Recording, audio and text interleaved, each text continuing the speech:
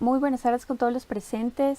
Les doy la bienvenida a la tercera entrega del curso de investigación científica. En esta ocasión tenemos el tema de bioética en estudios observacionales. Mi nombre es Andrea Abad y antes que nada quisiera agradecer a los organizadores de este curso, en especial a SOCEM UTM, quienes han sido los que me han contactado. Estoy muy agradecida de formar parte de este grupo de investigadores que incluyen al Dr. William Araujo, a la doctora Lady Lema, que son excelentes investigadores y de seguro ayudaremos mucho a todos aquellos asistentes que quieren aprender un poco más y emprender en sus propias investigaciones. Vamos a comenzar. El tema de hoy, como les había indicado, es la bioética en estudios observacionales. Cuando hablamos de bioética, ¿qué es lo primero que nos viene a la mente? Aquellos aspectos que nosotros aprendimos en las clases de bioética o de humanidades médicas de nuestra carrera. Estos principios biomédicos se basan en el respeto a la dignidad de la persona y son la beneficencia, la no maleficencia, la justicia y la autonomía. Para entender la bioética en estudios observacionales tenemos que definir también qué son los estudios observacionales. Recordemos que los estudios científicos se clasifican en no intervencionales e intervencionales y los observacionales pertenecen a este grupo de no intervencionales. ¿Por qué? Porque nosotros como personal de salud, como investigadores, no vamos a generar un cambio en el ambiente de la persona para medir el resultado de nuestro impacto, de la aplicación de nuestro tratamiento. Entonces, al limitarnos solamente a observar a la población en su comportamiento y sus características generales, lo que nos enfocamos es en estudios observacionales, descriptivos o analíticos. Los descriptivos serían las series de casos, los estudios de registros médicos, los estudios de incidencia y prevalencia.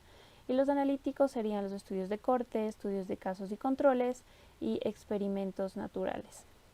Para hacer un poco de énfasis aquí, la actividad biomédica siempre ha estado un poco más orientada a aquellos estudios que son ensayos clínicos. Siempre un poco más orientada a la clínica porque esta tiene que ver directamente con el impacto hacia la persona, hacia el paciente.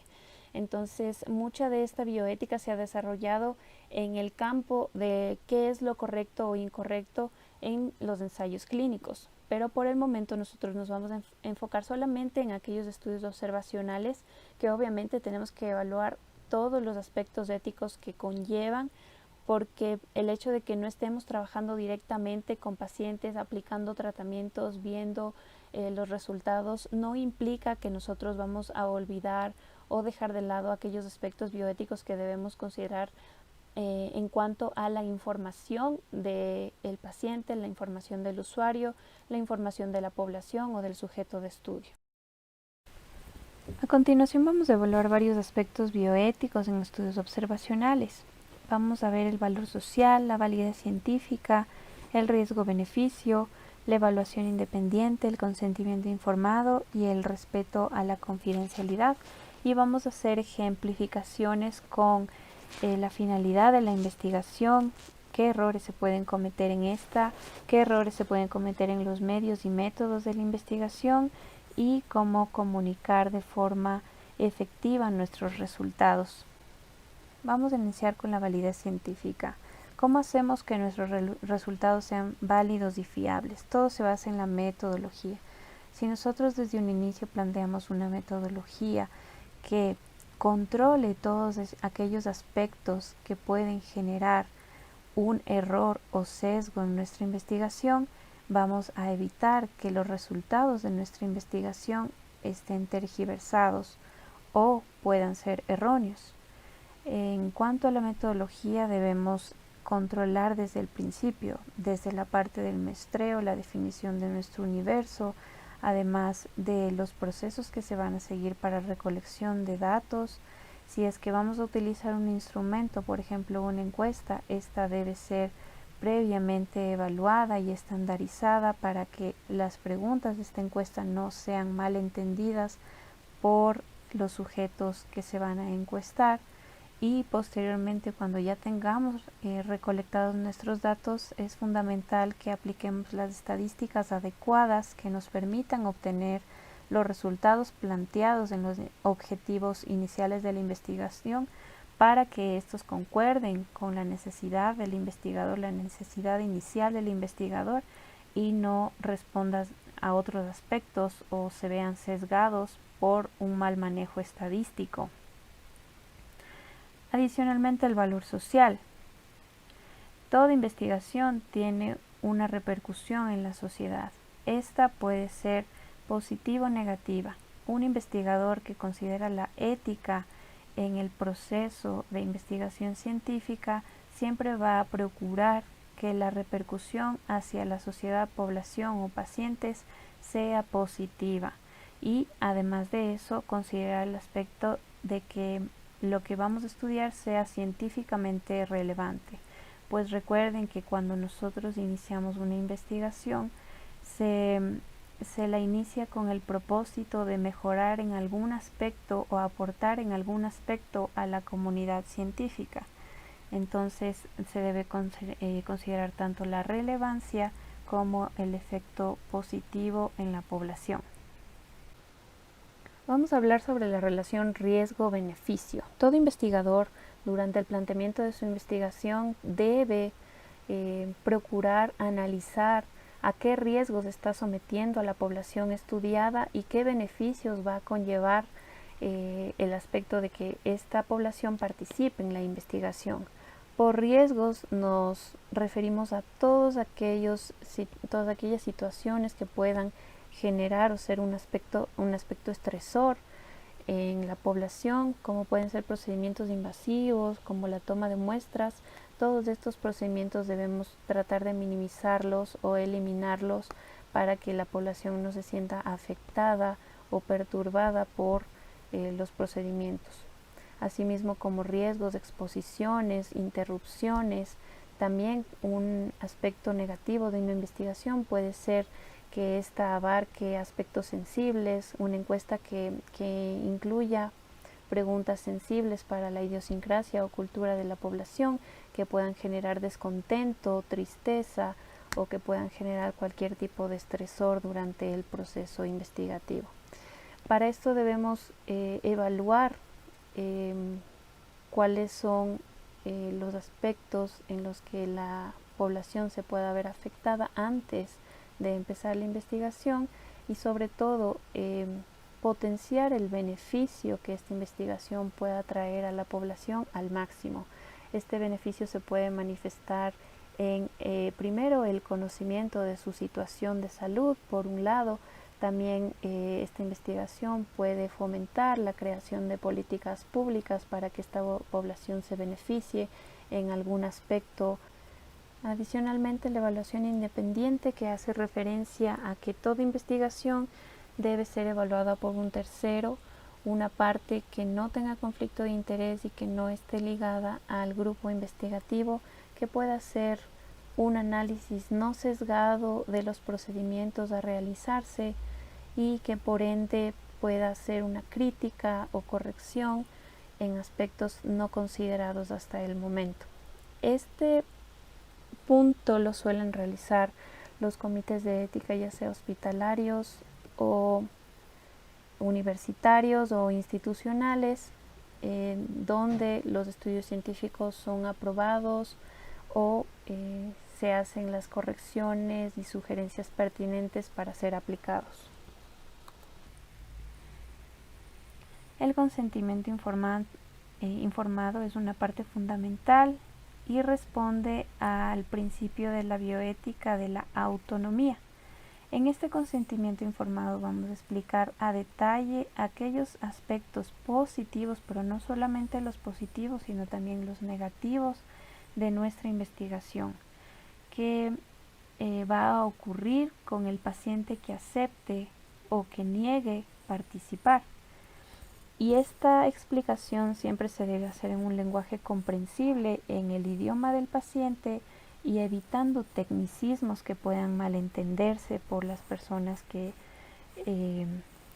van a firmar el consentimiento.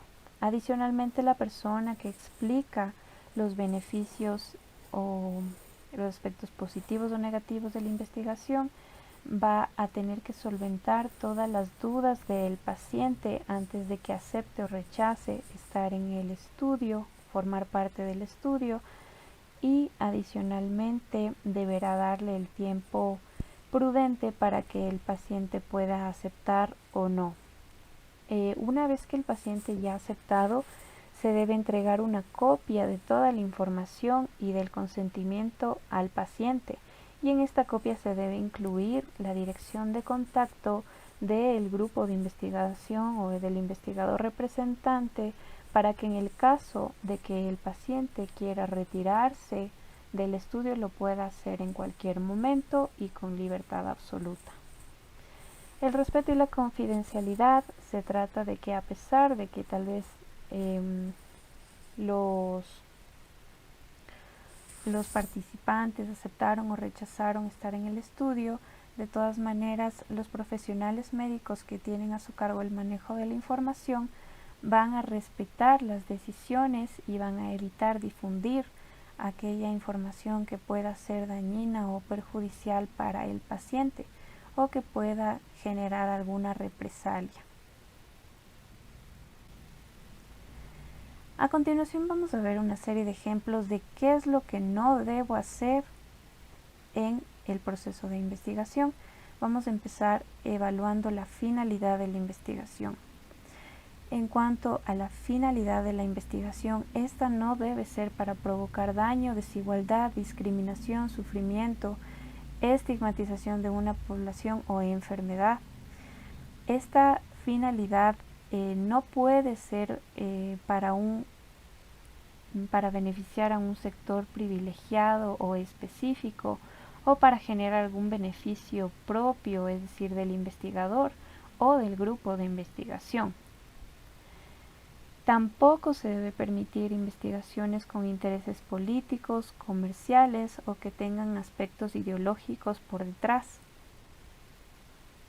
En cuanto a los medios y métodos, es importante considerar estudiar y no inventar.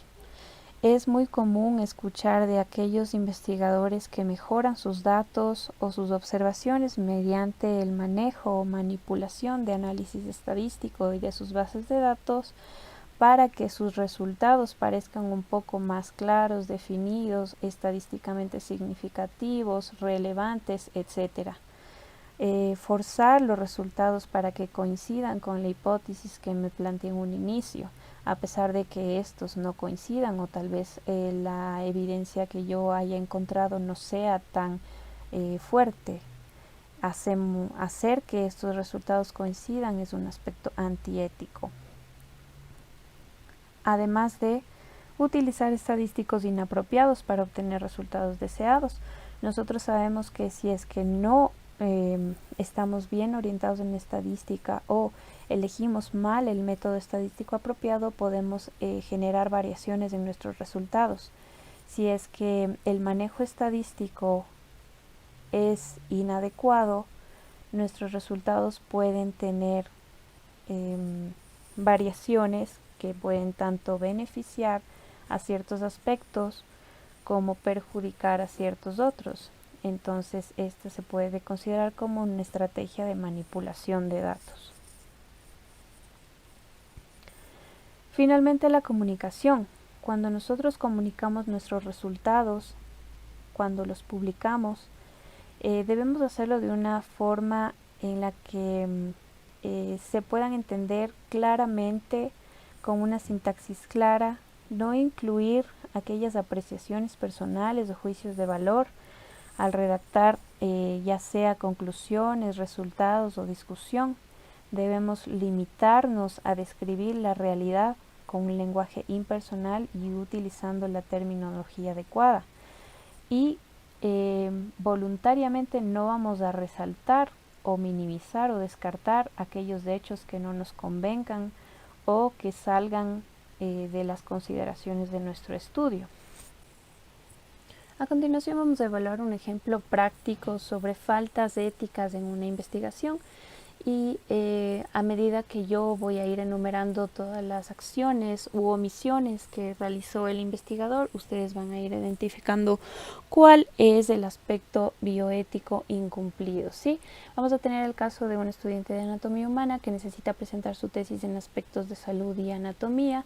Como finalidad principal, nosotros entenderíamos que este estudiante quiere caracterizar anatómicamente a la población A, que es la población que él ha seleccionado, que previamente no ha sido estudiada. Sin embargo, podemos entender por el contexto que este investigador necesita realizar un trabajo que le ayude a presentar su tesis y por ende graduarse. Entre los aspectos bioéticos incumplidos está que para subsanar las dificultades de comunicación, el investigador decidió pagar al líder comunitario para que le permita realizar el estudio, excluyendo así la opinión de todo el resto de la población participante. Adicionalmente, para ahorrarse tiempo, el investigador decidió llenar los formularios de consentimiento informado con las huellas digitales y no se esforzó porque la población entendiera a detalle los aspectos bioéticos. Y en este punto tal vez el principio de la autonomía es el principio que no está siendo considerado. Durante la toma de muestras se pidió a la población que no acudiera con su vestimenta tradicional para facilitar las mediciones del investigador, y esto es otro aspecto que no se debe cumplir, pues estamos sesgando la libertad de los sujetos a investigarse al solicitarles que cambien algún aspecto de su apariencia o de su comportamiento para facilitarnos a nosotros algún tipo de medida o toma de datos. Posteriormente, cuando este investigador ya hubo recolectado todos los datos antropométricos de la población a estudiarse, redactó sus resultados. Y entre los resultados está redactado que la estatura promedio del grupo A de la población estudiada fue de 1.5 metros y la media general que este investigador tomó de la población general es de 1.5. En este punto el investigador deduce o concluye que se demuestra que la población tiene una estatura baja. Aspectos erróneos aquí sería, por un lado, que solamente con indicar las cifras el investigador ya está haciendo una afirmación que debería ser realizada posterior a la evaluación estadística de la población y los resultados en un aspecto de la medición. Por lo tanto, si es que nosotros tenemos un resultado que numéricamente pueda ser diferente, eso no implica que se demuestre nada, también considerando la cantidad de pacientes estudiados, y este sería un error que el investigador está cometiendo en la redacción de sus resultados. Adicionalmente, el investigador redacta lo siguiente: se encontró que los percentiles de anatomía craneal de la población estudiada son extremadamente inferiores al promedio, con una relación estadísticamente significativa P menor a 0.05. Esto se relaciona con un menor desarrollo intelectual. Para iniciar, el investigador está utilizando un vocabulario inadecuado, pues la palabra extremadamente y a todos aquellos calificativos como bueno, malo, mejor o peor no deben ser colocados ni en las conclusiones ni en la discusión, o peor aún en los resultados de una investigación, puesto que estos son juicios de valor. Y nuevamente aquí el investigador indica que hace una afirmación de que estos percentiles o estos promedios que sacó de la población son inferiores en relación estadísticamente significativa, independientemente si es que realizó correctamente el estudio estadístico para determinar si esta relación o no es cierta o no. Esto no implicaría que se relacione a otros aspectos como el desarrollo intelectual, y en el caso de este investigador podría haber estado manipulando los datos para que estos fueran significativos en su estudio y poder presentarlos como tal. En las conclusiones, este investigador redacta que la población A demuestra perceptibles de antropometría muy inferiores, y nuevamente aquí utiliza el lenguaje inapropiado para referirse a la población, al promedio de la población mestiza del país, por lo que podría estar, y nuevamente aquí utiliza palabras que no corresponden a la adecuada redacción científica y hace aseveraciones o juicios de valor que tal vez podrían estar relacionados a su idiosincrasia o relacionados a su hipótesis inicial, pero que en la investigación no han sido comprobados como tal, como que esto podría estar relacionado con altos índices de mortalidad materno-fetal, además de menor desarrollo intelectual, propensión a enfermedades, todos aquellos aspectos que para poder ser determinados necesitan de muchas más investigaciones. Entonces, por un lado, la publicación de datos de este investigador no satisface las exigencias científicas y metodológicas ni estadísticas que se plantean, y por otro lado, lo escrito por este investigador acerca de la población que decidió estudiar podría ser perjudicial para la misma población. Y vamos a considerar algunas preguntas sobre el accionar de este investigador. Primero, ¿el investigador generó un vínculo adecuado con la población? El investigador respetó la autonomía para decidir o derechos de la población. Se respetó la idiosincrasia, cultura, tradiciones de la población. Los fines de esta investigación fueron realmente íntegros. El manejo de datos estaba libre de sesgos. La información publicada fue legítima. La investigación fue útil para la población estudiada. Los beneficios superaron los riesgos o incomodidades a las que se tuvo que someter esta población. Y última pregunta, ¿disminuyó en algún porcentaje el prejuicio que puedan tener alguna persona sobre esta población? Todas las respuestas a estas preguntas es no, puesto que el investigador no consideró los aspectos bioéticos al plantear y planificar su investigación. Y eso es todo, esperando que haya sido de su agrado. En el caso de que tengan preguntas sobre aspectos bioéticos de la investigación, estaría gustosa de responderlas. Si pueden enviar a mi correo electrónico, que será facilitado por los administradores de este curso, y las responderé en menos de un día. Les deseo éxito en sus investigaciones y me despido hasta una próxima oportunidad. Les dejo la bibliografía utilizada para esta presentación. Muchas gracias.